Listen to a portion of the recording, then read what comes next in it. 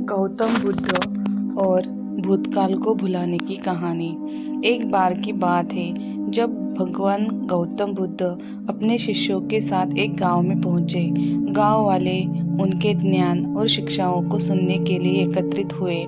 एक व्यक्ति जो बहुत दुखी था वहां आया और बुद्ध को कहने लगा, भगवान, मैं पिछले जीवन की गलतियों को भुला नहीं पा रहा हूँ। यह मुझे हमेशा दुखी करता है, मैं क्या करूँ?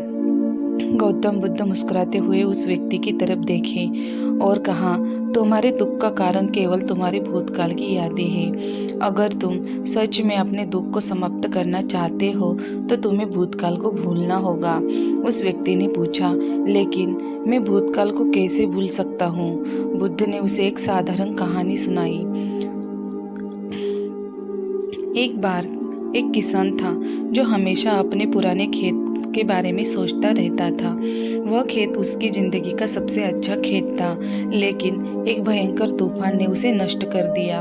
किसान हर रोज उस खेत को याद करता था और अपने नुकसान पर रोता था। वह भविष्य में कुछ नया नहीं कर सका।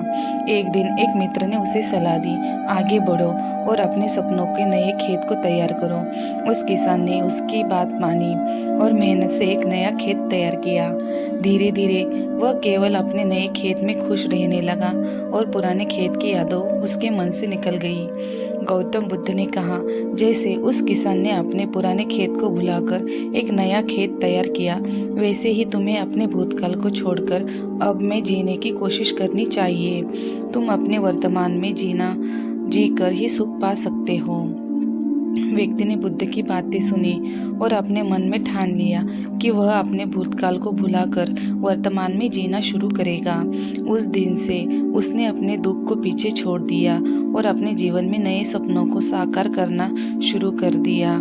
इस प्रकार बुद्ध ने उसे सिखाया कि भूतकाल की यादें सिर्फ एक विचार है और वर्तमान में जीना ही असली सुख है।